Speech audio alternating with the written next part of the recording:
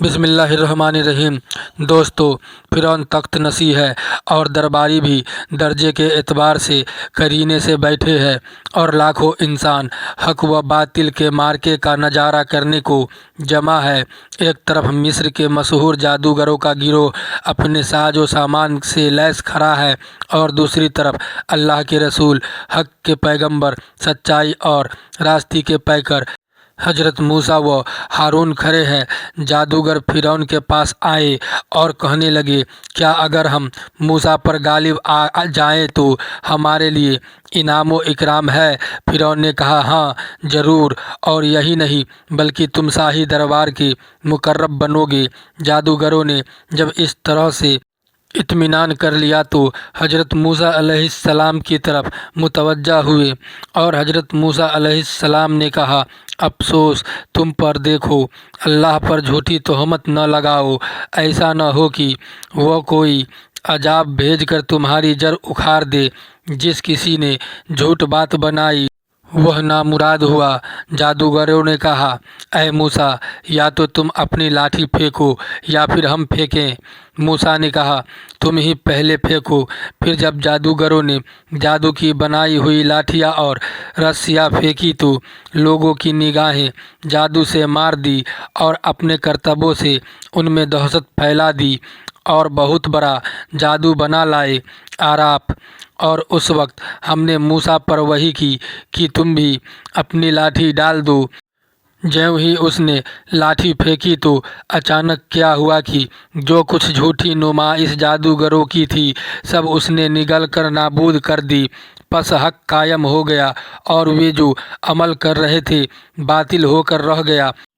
پس اس موقع وہ مطلوب ہو گئے۔ آراف۔ جادوگروں نے جب موسیٰ کے عصا کا یہ کرشمہ دیکھا تو سب جادوگر سجدے میں گر پڑے، کہنے لگے، ہم تو جہانوں کے پروردگار پر ایمان لے آئے، جو موسیٰ و ہارون کا پروردگار ہے۔ آراف۔ اس حالت کو دیکھ کر فرعون نے کہا، تم بغیر میرے حکم کے موسیٰ پر ایمان لائے، ضرور یہ تمہارا سردار ہے جس نے تمہیں جادو سکھایا ہے۔ اچھا دیکھو میں کیا کرتا ہوں، میں تمہارے ہاتھ پاؤں الٹے سیدھے کٹوا دوں گا اور کھجور کے تنوں پر سولی دوں گا۔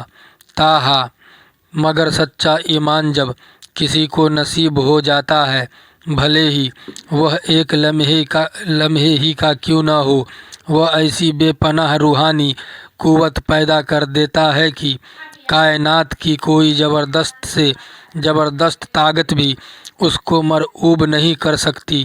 اس لیے جادوگروں کو فرعون کی جابرانہ دھمکیاں مرعوب نہ کر سکی، اور انہوں نے کہا، ہم یہ نہیں کر سکتے کہ سچائی کی جو روشن دلیلیں ہمارے سامنے آ گئی ہے، اور جس اللہ نے ہمیں پیدا کیا ہے، اس سے منہ موڑ کر تیرا حکم مان لیں۔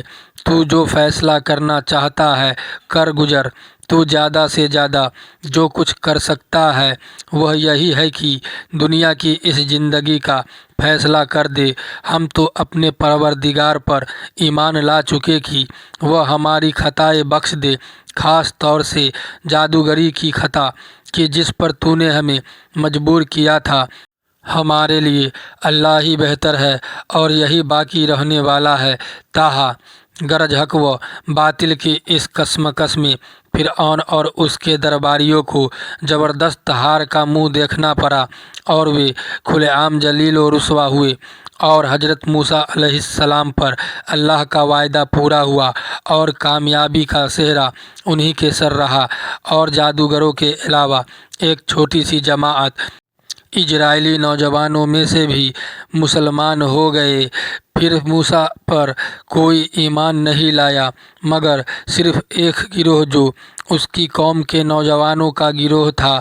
وہ بھی فرعون اور اس کے سرداروں سے ڈرتا ہوا کہ کہیں کسی مصیبت میں نہ ڈال دے۔ یونس۔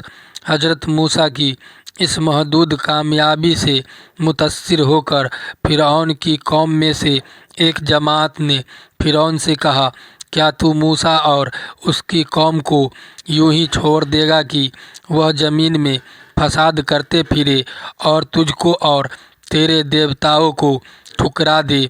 फिरौन ने कहा, हम उनके लड़कों को कत्ल कर देंगे और उनकी लड़कियों को जिंदा रखेंगे। आराफ यह फिरऔन का दूसरा ऐलान था जो बनी इसराइल के बच्चों के कत्ल से मुतल्लिक किया गया था।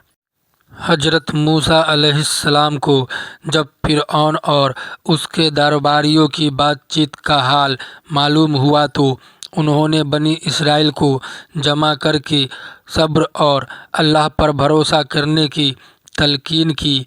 बनी इसराइल ने सुनकर जवाब दिया कि मूसा, हम पहले ही से मुसीबतों में गिरफ्तार थे। अब तेरे आने पर कुछ उम्मीद बंधी थी, मगर तेरे आने के बाद भी वही मुसीबत बाकी रही। यह तो सख्त आफत का सामना है। हजरत मूसा अलैहिस्सलाम ने तसल्ली दी कि अल्लाह का वायदा सच्चा है, घबराओ नहीं, तुम ही कामयाब रहोगे और तुम्हारे दुश्मन को हलाकत का मुंह देखना पड़ेगा। ज़मीन का मालिक फिरौन या उसकी कौम नहीं है, बल्कि रब्बुल आलमीन है जो मुख्तार मुतलक है। बस वह अपने बंदों में से जिसको चाहे उसका मालिक बना दे और अंजाम कार यह इनाम मुत्तकियों ही का हिस्सा है। इसके बाद हजरत मूसा अलैहिस्सलाम ने मुसलमानों से कहा कि फिरौन के जुल्मों का सिलसिला अभी ख़त्म नहीं हुआ और वह बनी इसराइल मोमिनों को आज़ादी के साथ मिस्र चले जाने पर राज़ी नहीं है।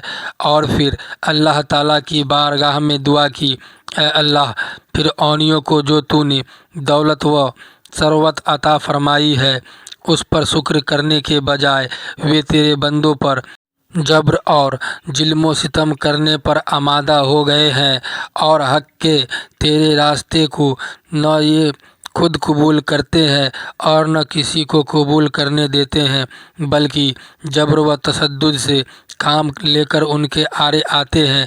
इसलिए अब तू उनके जुल्मों का मजा उनको चखा और उनकी दौलत सरबत को तबाह व हलाक कर दे जिस पर उन्हें घमंड है और जिस पर ईमान की सच्चाई को ठुकराते हैं।